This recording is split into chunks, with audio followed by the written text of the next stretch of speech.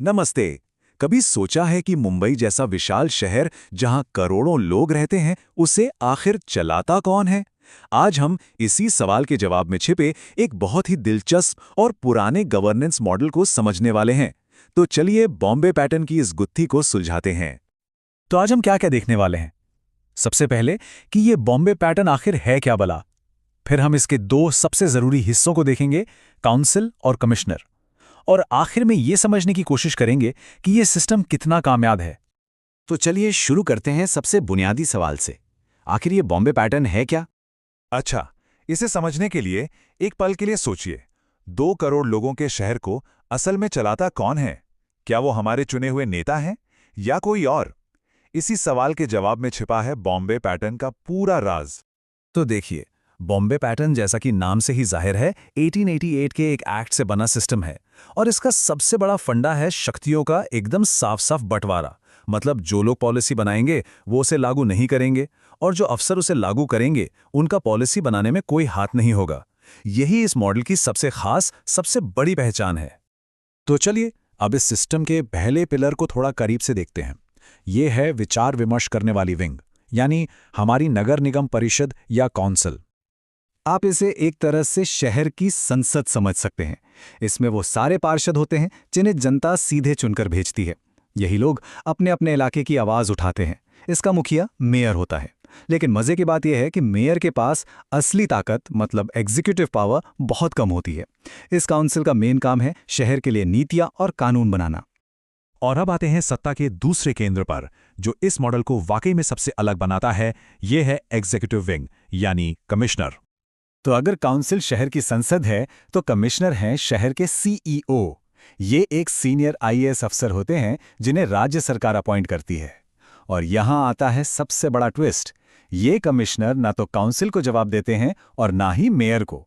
इनकी जिम्मेदारी है कि काउंसिल जो भी पॉलिसी बनाए उसे जमीन पर उतारें और शहर का रोज का कामकाज देखें। तो ये पावर का बंटवारा असल में दिखता कैसा है? देखिए, काउंसिल के पास पॉलिसी वाली पावर है, जैसे बजट पास करना, नए नियम कानून बनाना। दूसरी तरफ कमिश्नर के पास काम करवाने की पावर है, जैसे कॉन्ट्रैक्ट्स पर साइन करना और एडमिनिस्ट्रेशन चलाना। मतलब दोनों की अपनी अपनी दुनिया है, अपने अपने काम हैं। अब सवाल ये उठता है कि अगर पॉलिसी बनाने वाला और उसे लागू करने वाला दोनों अलग अलग हैं और एक दूसरे को रिपोर्ट भी नहीं करते, तो भाई ये शहर चलता कैसे है? लड़ाई नहीं हो जाती? यहीं पर चेक्स एंड बैलेंसेस का सिस्टम काम आता है। सिस्टम को बनाया ही ऐसे गया है कि ये दोनों विंग्स एक दूसरे से आजाद होते हुए भी एक दूसरे पर निर्भर रहें। कोई भी अकेला शहर नहीं चला सकता। साथ में काम करना इनकी मजबूरी है, पसंद नहीं। तो ये निर्भरता आती कहां से है? ये आती है कुछ बहुत ही पावरफुल कमेटियों से।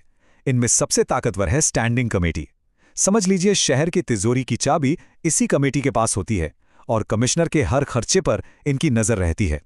इनके अलावा बेस्ट कमेटी और एजुकेशन कमेटी जैसी कमेटियां भी हैं जो काउंसिल की सोच और कमिश्नर के काम के बीच एक ब्रिज का काम करती हैं। ठीक है, सिस्टम तो समझ आ गया, लेकिन अब असली सवाल पर आते हैं। 100 साल से भी ज्यादा पुराना ये मॉडल क्या आज के जमाने में भी असरदार है?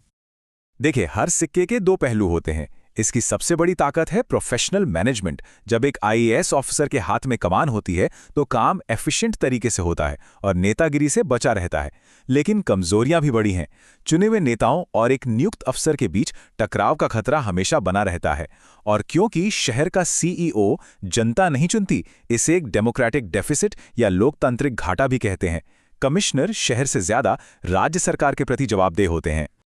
इस पूरे मॉडल की जो फिलॉसफी है ना, वो इस एक लाइन में बहुत खूबसूरती से सिमट जाती है।